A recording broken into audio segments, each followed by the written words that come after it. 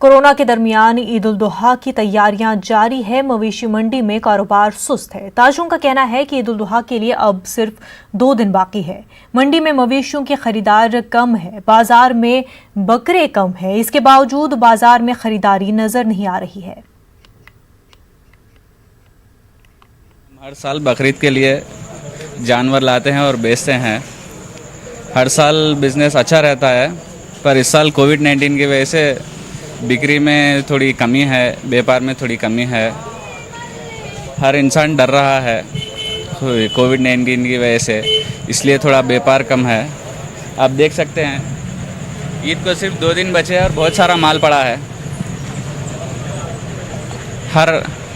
हर साल हम डबल माल ला के बेचते हैं, लेकिन इस साल बिक्री में बहुत कमी है, व्यापार नहीं है, कुछ भी नहीं है। कि कुर्बानी जो है अल्लाह का हुक्म है कि कुर्बानी जो है जो मालदार है उसके ऊपर कुर्बानी फ़र्ज़ है। लेकिन इस कोविड-19 की वजह से जो लोग नहीं करना चाह रहे कि हमारी हस्बैंड गुजारिश है कि वो आए कि आगे बढ़ें, कि जैसा हम अल्लाह के नाम पर जो कुर्बानी देंगे तो ये जो वबा सारे मुल्क में फैली हुई है, अल्लाह ताला इस कुर्बानी के ज़रिए। आंध्र प्रदेश के जिला कर्नूल में कोरोना के मामले ज्यादा सामने आए हैं। लॉकडाउन के सबब कारोबारी परेशान है। ताजू ने हुकूमत से मदद करने की अपील की है। प्लाजा में हमें टेनेंट्स यहाँ के कारोबार पूरा एकदम स्लो हो गए। कोरोना वायरस के वजह से बिजनेस पूरा लॉस में है। 4 महीने से पूरा तंगी में चल रहा, बिजनेस कुछ भी नहीं है।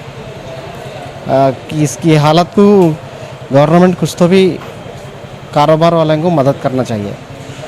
मोबाइल शॉप से हूँ। ये 2 महीने तो लॉकडाउन रहा, जिसकी वजह से हम तो घर में लॉकडाउन में रहे। जब मार्केट खुलने के बावजूद भी कोरोना के डर से जो है पब्लिक नहीं आ रही। अभी यहाँ पे इस इलाके में कोरोना के होने के केसेस की वजह से कई दिनों से तो पब्लिक अंदर नहीं आ रही, और ऊपर से हमारे को जो भी माल आता है ट्रांसपोर्ट से बाकायदा माल कुछ भी नहीं आ रहा। अब बैठे तो सिर्फ खोले गए बैठे, कारोबार तो कुछ भी हमारे को है नहीं है। इसकी तरफ से हमें जो है हुकूमत से दरख्वास्त करते हैं कि हमें जो दुकानदार कारोबार हैं उनके लिए खुसूसी कुछ जो है ख़ास ख्याल करें, दुकानदारों के लिए सहूलतें फराहम करें। मौलाना मुबश्शिर कादरी ने अवाम से ईद उल जुहा के मौके पर हुकूमत की जानिब से जारी की गई हिदायत पर अमल करने की मुसलमानों से अपील की है। कुर्बानी के वक्त सफाई का ख्याल रखने पर जोर दिया है कि हुकूमत की जानिब से ईदगाह जाने से मना किया गया है। मसाजिद में ईद की नमाज़ अदा करने की इजाज़त है।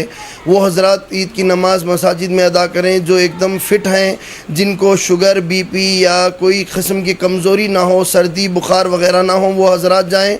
और बाकी के हज़रात घर में ही अपनी ईद की नमाज़ अदा करें। और जो घर में बच्चे हैं, बूढ़े हैं, ज़ईफ़ हज़रात हैं, उन हज़रात को ईदगाह मसाजिद ले जाकर नमाज़ अदा करने की कोशिश न करें। और जहाँ तक हो सके आप अपनी क़ुरबानियों के वक्त ये ख़याल रखें कि गंदगी को फैलने ना दें, और घर में भी बिल्कुल भीड़ भाड़ का मामला न रखें। और जहाँ तक हो सके क़ुरबानी करके वहाँ की जगह को साफ़ सुथरा कर दें, बग़ैर गले मिले के, हाथ मिलाए के, मुसाफ़ा किए बग़ैर सिर्फ सलाम अलैक करके वापस अपने अपने मकानात को तशरीफ़ लाएँ। जहाँ तक हो सके इसकी रोकथाम इसी में है कि आप हज़रात अपने आप को बचाएं और अपने अहल व अयाल को बचाएं, अपने रिश्तेदारों को बचाएं। तो इस मुस्लिम जॉइंट एक्शन कमेटी के लीडर मुनीर अहमद ने ईद उल जुहा के मौके पर नमाज ईद का एहतमाम घरों में ही करने की मुसलमानों से अपील की है। उन्होंने मोहलक वबा कोरोना को फैलने से रोकने के लिए रमज़ान, ईद उल फित्र की तरह इस ईद में भी हुकूमत से ताउन करने की अपील की है। बीमारी की वजह से हर आदमी दूसरे आदमी से मिलने डरता है, और सारी दुनिया इस बीमारी से जूझ रही है। इसलिए रमज़ान हम अदा नहीं कर सके। रमज़ान से बकरीद तक ये बीमारी और फैल गई है।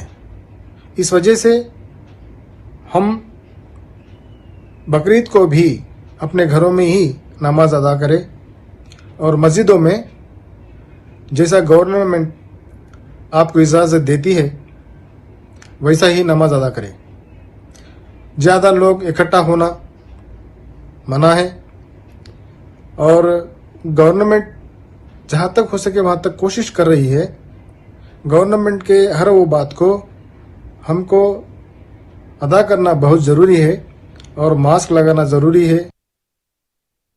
आलमी मोहलक वबा कोरोना वायरस ने एक बार फिर आंध्र प्रदेश के राजभवन में सनसनी फैला दी है। राजभवन के 15 सिक्योरिटी एहलकार कोरोना से मुतासिर हुए हैं। दीगर सिक्योरिटी एहलकारों को होम क्वारंटीन किया गया है। दीगर 72 अफराद को सिक्योरिटी पर तैनात किया गया है। राजभवन को सैनिटाइज कर दिया गया है। और उधर एपी हुकूमत ने कोरोना वायरस को कंट्रोल करने के लिए अहम फैसला लिया है। जगन हुकूमत ने रियासत में 26,778 मेडिकल स्टाफ का तकर्रुर करने का फैसला किया है।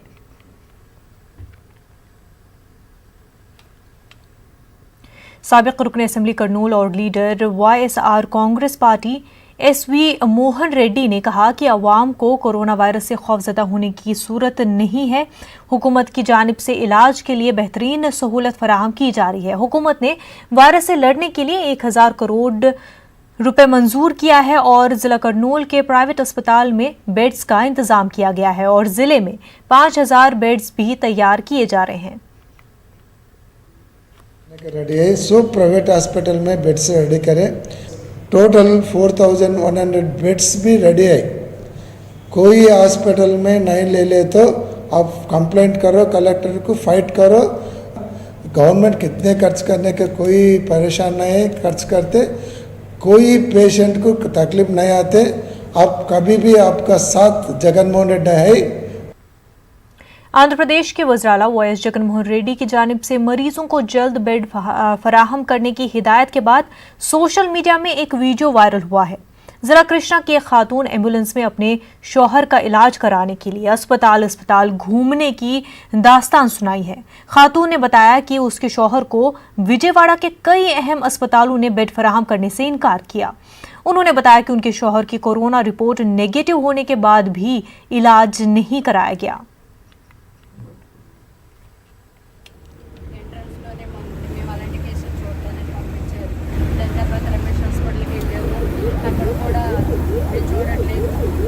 एपी सेक्रेटरीट मुलाजमीन ने अमरावती परिरक्षणा समिति को तनकीद का निशाना बनाया। सेक्रेटरीट एम्प्लॉयज JAC ने कहा, मुलाजमीन को सियासी लीडरों से कोई सरोकार नहीं है। सदर मकाम के मामले पर मुलाजमीन को सियासी लीडर दरमियान में नहीं लाए। మేము అది అడుగుతున్నాం, మమ్మల్ని ఎందుకు ఇందులోకి అనవసరంగా లాగినరు, మాకేం సంబంధం? మా అసోసియేషన్ మా ఈసీ మీటింగ్ లో రాజధానికి వెళ్ళాలని మేము తీర్మానం చేస్తామా? మాకేం అథారిటీ ఉంది తీర్మానం చేయడానికి? మేమెవరు? కనీస అవగాహన లేకుండా మా అసోసియేషన్ పేరును యూజ్ చేసుకుని హైకోర్టులో కోర్టు చేయడాన్ని మేము తప్పుపట్టినాము. దాన్ని కోర్టు దృష్టికి తీసుకెళ్ళడానికి మేము ఈ పిటిషన్ వేసినాం తప్ప రాజకీయాలు చేయడానికి కాదు. పెద్దలందరూ నిన్న ఒకరిద్దరు పెద్దలు కూడా మాట్లాడినరు, సిపిఐ వాళ్ళు కూడా, వాళ్ళని కూడా మేము కోరుతున్నాం, సార్ మీరు వాళ్ళు వేసిన పిటిషన్ తెచ్చుకోండి, దాంట్లో వాస్తవాలు। एपी के सिविल सप्लाई गोदामों में काम करने वाले मजदूरों ने CITU की क़यादत में एहतजाज किया। मजदूरों ने उजरत में इजाफे की मांग की। 50 लाख रुपए का इंश्योरेंस कराने का भी मुतालबा किया। मजदूरी का रेट करने का अग्रीमेंट का टाइम हो गया है, वो टाइम को बढ़ा को तरह से मजदूरी बढ़ाना बोलने के डिमांड से AP state warehouse workers ने स्ट्राइक कर रहे हैं। ये स्ट्राइक करने की वजह इनको 4th क्लास एम्प्लॉयज से आइडेंटिटी करना और उसी तरह इनके मजदूर बढ़ाना बोले के डिमांड से कर रहे हैं। 50 लाख तक इनको आरोग्य बीमा करना बोले का भी डिमांड कर रहे हैं। जिला अनंतपुर में गुज़िश्ता एक हफ्ते के दौरान वक्फे से हो रही बारिश के बाइस तालाब, नदी और दीगर आबी ज़खायर लबरेज हो गए हैं। नदियों में सैलाबी सूरत हाल देखी जा रही है। कौमी शाहराह 65 पर गाड़ियों की आमदोरफ्त में मुतासिर हो गई है। गुज़िश्ता रात शदीद बारिश की वजह से गुत्ती गुंतकल मंडल राजा रामपुर गांव के तालाब में पानी भर गया था। ब्रिज के ऊपर से पानी जा रहा था। लॉरी और बस आसानी से इस ब्रिज पर से गुजर रहे थे। बस के पीछे जाने वाली कार पानी के तेज बहाव की ताब नहीं ला सकी और 2 अफराद कार के साथ बह गए। मकामी लोगों ने जिला कड़पा के राकेश और यूसुफ को पानी से महफूज तरीके से बाहर निकाला। कार 1 मीटर तक पानी में बह गई थी। बताया जा रहा है कि मकामी लोगों ने कार सवारों को ब्रिज पर से नहीं जाने की सलाह दी थी। जिला कृष्णा की पुलिस ने रेत की सप्लाई में हुई बदनवानी को बेनकाब किया है। पुलिस ने इस मामले में 5 अफराद को गिरफ्तार कर लिया है और साथ ही एक लॉरी, JCP और 175 क्विंटल रेत को जब्त कर लिया है। మొత్తం 175 టన్స్ శాండ్, ఒక లారీ, ఒక జేసీబీ సీజ్ చేయడం జరిగింది.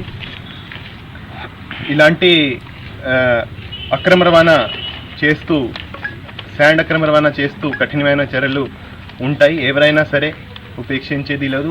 అందరి మీద కేసు నమోదు చేసి కఠినమైన చర్యలు తీసుకోవడం జరుగుతుంది. ఈ కేసులో వాళ్ళు